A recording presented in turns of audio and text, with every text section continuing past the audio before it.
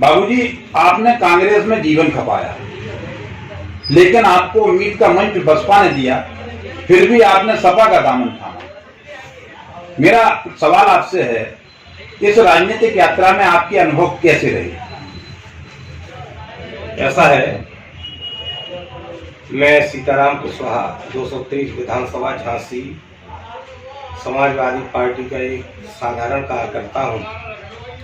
मेरा जीवन कांग्रेस में राजनीति में 1972 से शुरू हुआ, जब मैं पहली बार नगर पालिका का पार्षद चुना गया। उसके बाद 75 तक नगर पालिका चली, फिर चुनाव नहीं हुए। 1988 में फिर नगर पालिका का पार्षद चुना गया और कार्यकारी अध्यक्ष बना और 94 तक मेरा उसमें राजनीतिक कैरियर। कांग्रेस में मैं तमाम पदों पर रहा और मैंने फट्टा बिछाने से लेकर और फर्श से लेकर आज तक मैं AICC का मेंबर बना।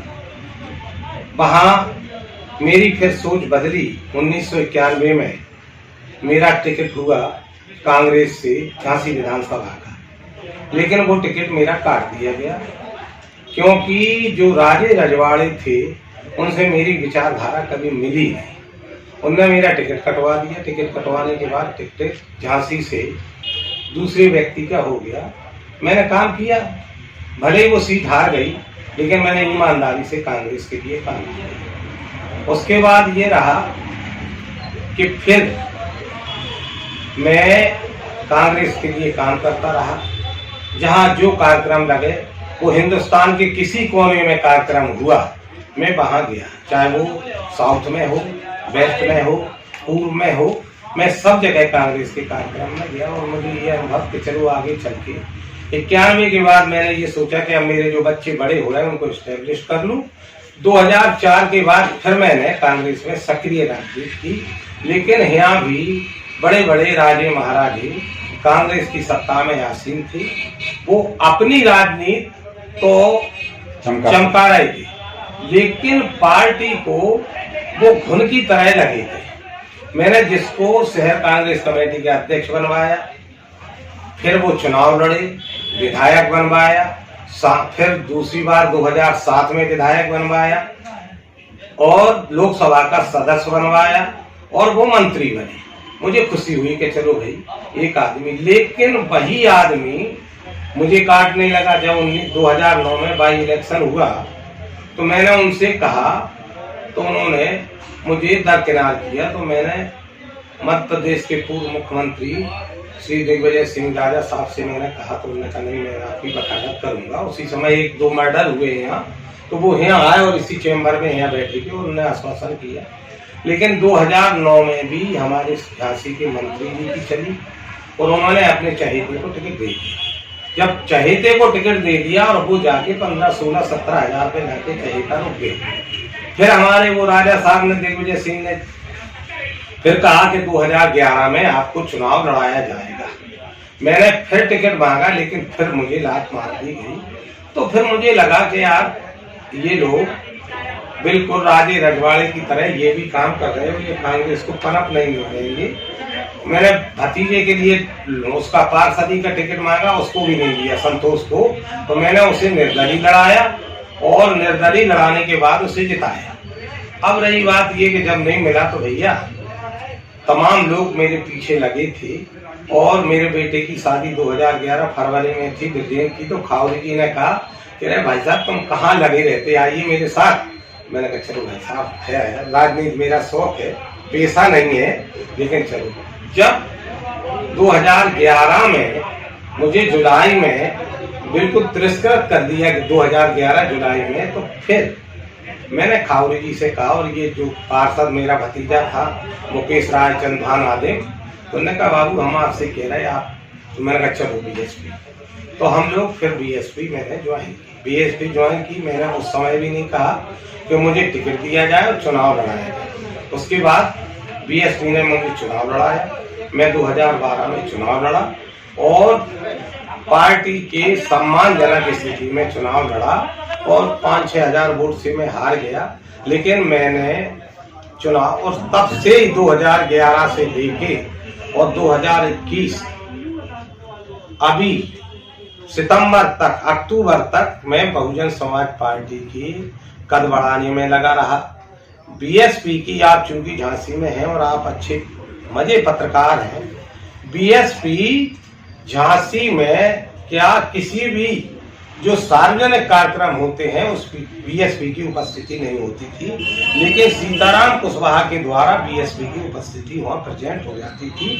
चाहे वो व्यक्तियों के अच्छे काम हो या मतलब एक सामाजिक काम हो, राजनीतिक काम हो, कोई भी काम हो, उसमें अपनी उपस्थिति होती थी, तो बीएसपी की उपस्थिति हो जाती थी। सितंबर में, अगस्त में हाथरस कांड हुआ, उस लड़की के साथ इतना अन्याय हुआ, आप लोगों ने इतनी आवाज उठाई।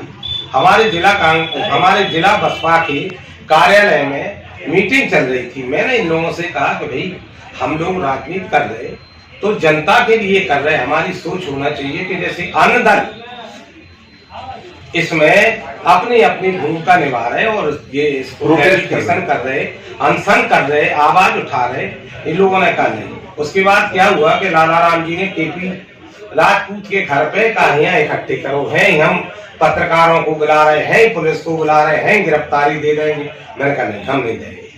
100-150 लड़के मेरे साथ वहां से चल दिए और यहाँ आके मुझे मुन्ना लाल पावर हाउस के पास मुझे रोक लिया गया। लड़कों ने कहा नहीं, हम तो अपने नेता के साथ जाएंगे, तो वो लोग चले आए।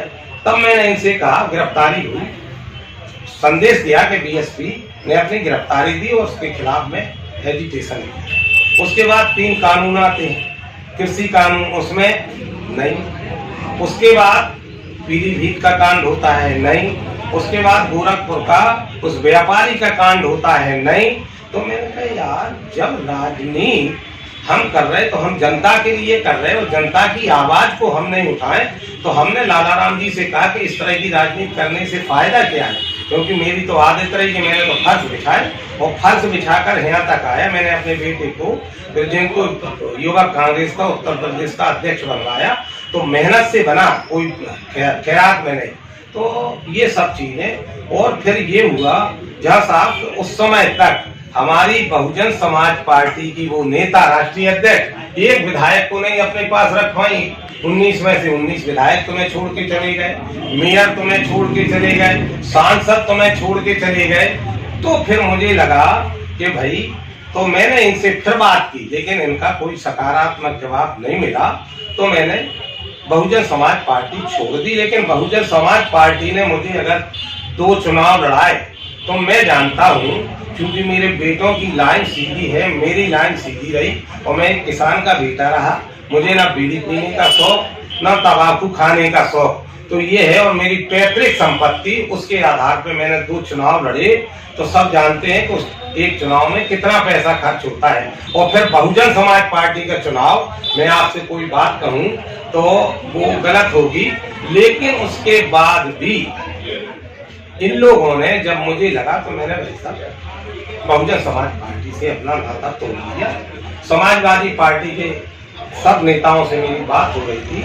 जब यहाँ राष्ट्रीय अध्यक्ष जी आए थे तो मेरे से कहा, मैंने कहा देखो भैया, हम अगर समाजवादी पार्टी से जुड़ेंगे तो पहले हम अपने परिवार में, अपने कुनबे में, अपने मित्रों में, जो हमारे मित्र बैठे हैं, हमने इन लोगों से सबसे सलाह की।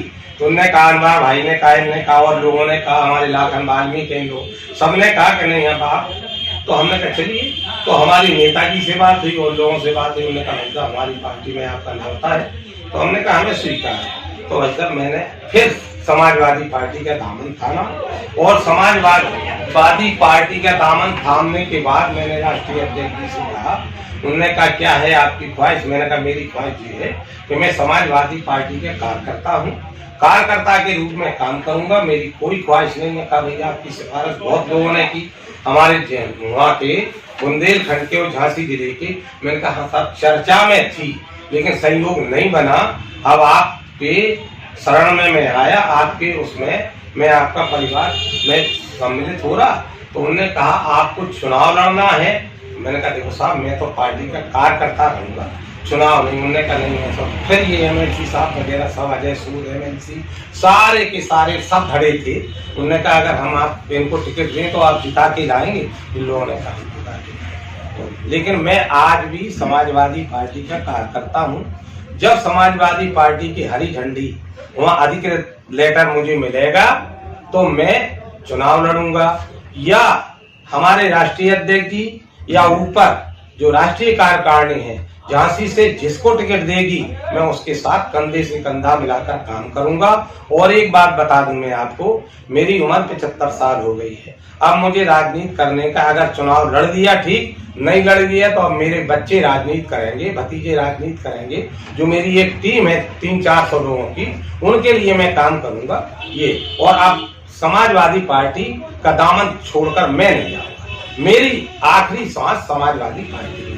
इन्होंने आपकी प्रस्तुति की, समर्थन किया, अगर वादा खिलाफी हो गई उन्हीं की वोटिंग पर, तब आपके सामने दूसरा विकल्प क्या होगा? आपकी प्रतिक्रिया कैसी होगी? अभी मैं केवल पार्टी के लिए काम कर रहा हूँ, अपनी इस उम्मीद में काम नहीं कर रहा हूँ कि मुझे टिकट मिलेगा तभी। आज मैंने कम से कम 6 जगह बैठकर ये की, तो मैंने वहाँ ये कहा कि जिसको भी टिकट मिले आप लोगों को ईमानदारी से उसके साथ लगना पड़ेगा और उसे जिताना पड़ेगा। उसी लालसा में मैं काम कर रहा टिकट के लिए। आपको पिछले चुनाव में जनता का पूर्ण बहुमत नहीं मिल पाया था, उसमें क्या अनुभव है, क्या सीखा? ऐसा था कि 2011-12 के चुनाव में मुझे जनता का बहुमत तो मिला, लेकिन जिन्हें मैंने खून से सींचा उन लोगों ने मुझे काट दिया। उन लोगों ने मुझे काटा, और जब उन लोगों ने मुझे काटा तो बहुत देर हो गई थी। वो मुझे पीछे से डस रहे थे, बहुत देर हो गई थी। जिनको मैंने नगर पालिका का अध्यक्ष बनवाया, जब मैं दूसरी बार नगर पालिका में पार्षद बना तो मेरे साथ 12 पार्षद थे। हम लोगों की एक टीम थी पहले से, 12 पार्षद थे। तो अब अध्यक्ष किसको बनना है? उस समय 2 ग्रुप थे, बेनीबाई ग्रुप और डॉक्टर इशारिया। ना तो स्वर्गीय श्रीमती बेनीबाई है, ना स्वर्गीय डॉक्टर इशारिया है। मैं बेनीबाई ग्रुप को शुरू से बिलोंग करता था। बेनीबाई जी ने मेरे से कहा कि तुम्हें रवीश शर्मा के साथ रहना है, तो मैं कहा रहूंगा, लेकिन मैं उनके बंगले पर या उनके फार्म पर हाजिरी नहीं दूंगा। मैं किसान का बेटा हूं, अपनी मेहनत पर विश्वास करता हूं। उन्होंने कहा तो मैंने गया। 12 जो लोग मेरे साथ थे, तो उन लोगों ने, जैसे ये हमारे राय साहब थे, श्री राम राय थे, एक भगवान दास करौसिया गुजर गए, और एक जो लड़का रवि।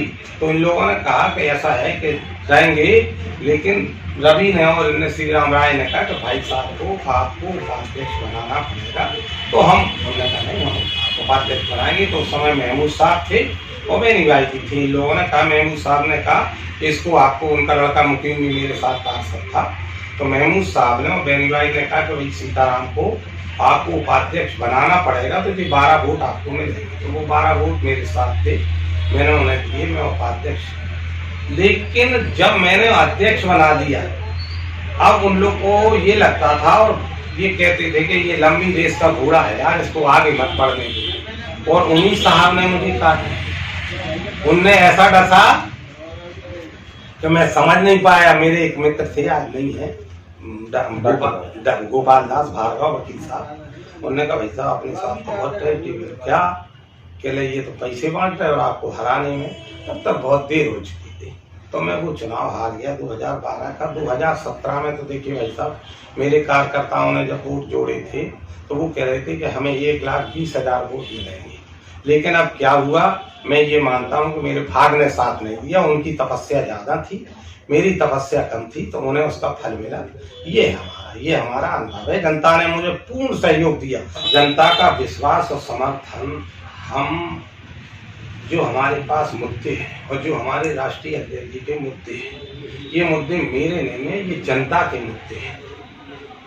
केंद्र में भाजपा की सरकार, प्रदेश में भाजपा की सरकार, हमारे यहाँ हमारे जिले में 4 विधायक भाजपा की, सांसद भाजपा का, मेयर भाजपा के। उसके बाद ये जो कहते हैं जिला पंचायत अध्यक्ष और जिला पंचायत अध्यक्ष भाजपा का, और उसके बाद आप ये देखिए कि ये स्वच्छ झांसी और सुंदर झांसी। अब आप निकल जाइए परकोटे के अंदर, ये जो फास्ट कॉलोनी है, ये 4-6 मार्ग हैं, उनको छोड़कर आप निकल जाइए तो आपको आप खुद देखेंगे कि कितनी स्वच्छ झांसी है, कितनी सुंदर झांसी है। इसको देख लीजिए। झांसी में अंग्रेजों की हुकूमत, मतलब हिंदुस्तान में अंग्रेजों की हुकूमत थी। झांसी में अंग्रेजों ने हमला किया। महारानी लक्ष्मीबाई ने कहा कि मैं अपनी झांसी नहीं दूंगी।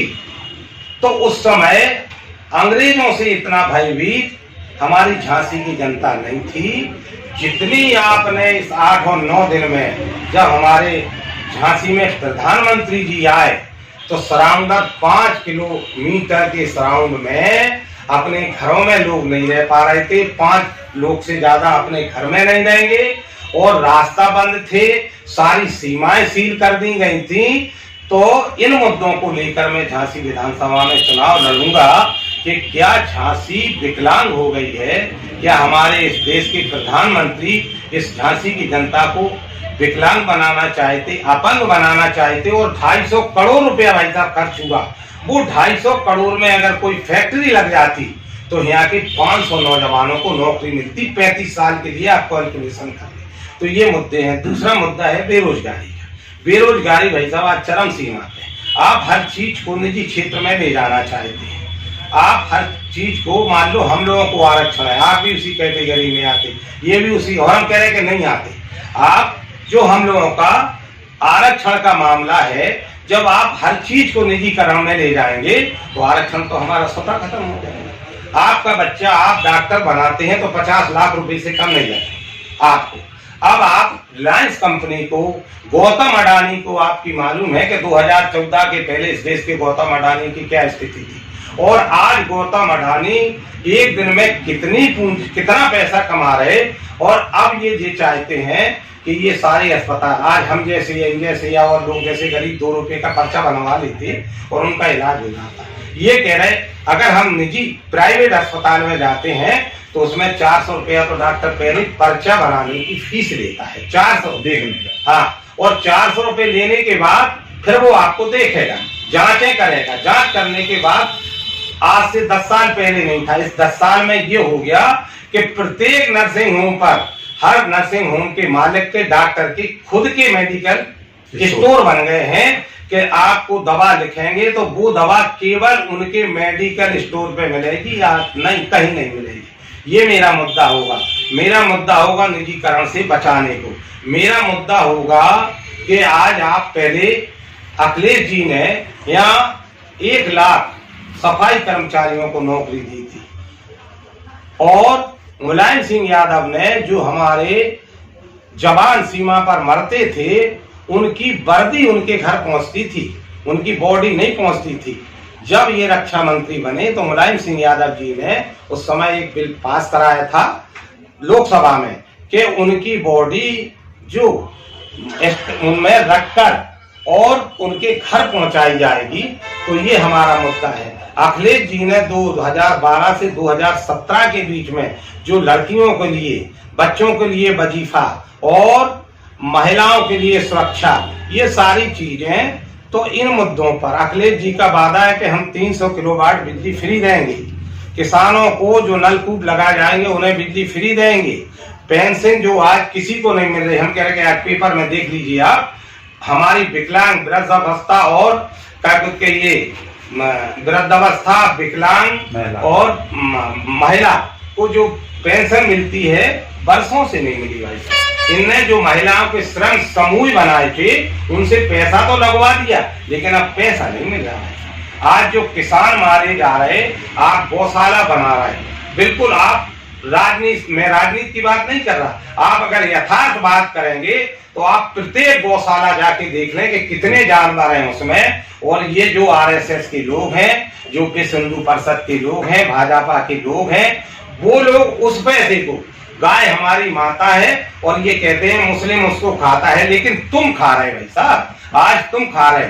हमारी नगर पालिका 2006 से 2013 तक रही, तो यहाँ गौशाला बनाई गई थी बड़ा गांव के बाहर, और एक पंडित जी उसको उसका अध्यक्ष बना दिया गया था। गाय जो काजी हाउस में बंद होती थी, और वो गाय हमारे जो धंधा करते गाय का, उनको बेच दी जाती थी। एक बार 150 गाय थी, और जब लोगों ने चेक किया जाके, जनता को शक हुआ कि हमारे ये पंडित जी गांव को गाय बेच देते, तो वहां वो लोग गए, उन्होंने कहा भैया ये 150 गाय थी, यहाँ तो कुल 37 गाय है। तो आज हम ये देख रहे हैं कि ये सारे हमारे मुद्दे होंगे, बेरोजगारों को रोजगार मिलेगा। और राष्ट्रीय अध्यक्ष जी का कहना है कि जो चीजें निजीकरण में जा रही उसको राष्ट्रीयकरण में भी रखा जाएगा। आज आपका रेलवे में कितना डीजल खपत होता, पेट्रोल और डीजल कितनी, वो पैसा हमें मिलता था, आपने रिलायंस को दे दिया। अगर 1000 करोड़ लीटर डेली लगता है रेलवे में, तो भाई साहब 10 पैसे हमें 10,000 करोड़ पैसा बचता रोज का, और वो हमारा अपना होता। लेकिन ये सारी चीजें आप निजीकरण में ले जा रहे हैं, रेलवे, बिजली, पानी, हर चीज आप निजीकरण में ले जाएंगे। तो हमारी ये होगी कि सबका राष्ट्रीयकरण हो, गरीबों को रोजगार मिले, माताएं बहनें सुरक्षित रहें। और जो हमारे जनता की अपेक्षा क्या होती, भाई विधायक बन गया तो आप क्षेत्र की सफाई हो, लोगों को बिजली मिले, लोगों को पानी मिले, न्याय कानून का राज हो, ये सब चीजें हमारी। और एक खास बात जो हमारी सोच है कि हमारी सरकार बनती हो, मैं विधायक बनता हूं, तो समान शिक्षा होगी। ये जो तताइयों की तरह प्राइवेट स्कूल खुल गए हैं, हमारे जो सरकारी स्कूल हैं उनकी जीर्णशीर्ण अवस्था है, वो गिराए जा रहे हैं। विधायक सांसद सब उनसे मिले हैं, क्योंकि उनके जो लोग हैं उन्होंने आज 2 साल से बच्चे स्कूल नहीं जा रहे भाई साहब, लेकिन फीस गरीब को बराबर देनी पड़ रही। तो ये हमारी सारी चीजें होंगी।